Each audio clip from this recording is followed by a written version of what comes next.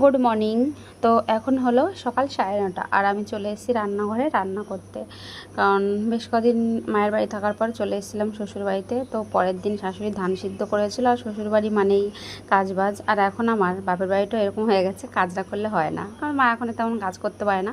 তো ওইখানে গেলেও নিজেরই কাজকর্ম করে খেতে হয়। তো চলো রান্নাবান্না করে আবার ওবেলা বেরোবো। তো আমরা কিন্তু বেরিয়ে গেছি, দেখতে পাচ্ছ দুই সোনাকে নিয়ে আমি বেরিয়ে গেছি। আর আমার বড় ছেলেটা একটু মানে এটা ওটা খেতে ভালোবাসে। তো যাই হোক, এখানে গাজনার এখানে একটা ভালো রেস্টুরেন্ট হয়েছিল, বেশ দেখতে ভালো। তো আমাকে দেখাতেই নিয়ে গেছিলো যে চলো মা, একটা ভালো রেস্টুরেন্ট হয়েছে, ওইখানে নিয়ে যায়, রান্নাও ভালো করে। তো যাই হোক, বসে আছি আমরা খাবো। তো অর্ডার করেছি 1 প্লেট ললিপপ। ওইখানে 4টে ললিপপ দিয়েছিল, তো 4টে আমাকেই খেতে হয়েছিল, আর ছোটোটা একটা খেয়েছিল, আমি 3টে খেয়েছিলাম।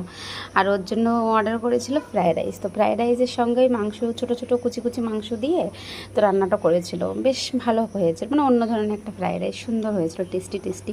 তো আমার তো বেশ ভালো লেগেছিলো। তো যাই হোক, আমরা 3 মাইপুতি খেয়েই নিলাম বেশ সুন্দর করে, পেটটা ভরে, একদম পেট ভরে গেছিলো। আসার সময় দাদা জিজ্ঞাসা করছে যে রান্না কেমন খেলে। তো আমি বললাম বেশ ভালো। আর আমার সোনাকে জিজ্ঞাসা করছিলাম, সোনা তুমি কী খাচ্ছ?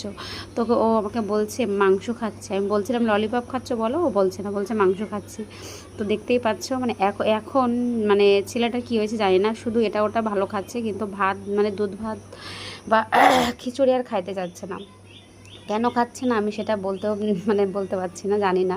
হয়তো ওর একটু অন্য ধরনের ঝাল মশলা খেতে ইচ্ছে করছে, এখন তো বড় হয়ে গেছে, বুঝতে শিখে গেছে, এটা ওটা খেয়ে মুখে টেস্ট পেয়ে গেছে ওর জন্য। আর এই সাদা মাটা খাবার ওর ভালো লাগছে না। তো যাই হোক, চলো আমরা খেয়ে নিই, খেয়ে দিয়ে আবার বেরোবো এখন।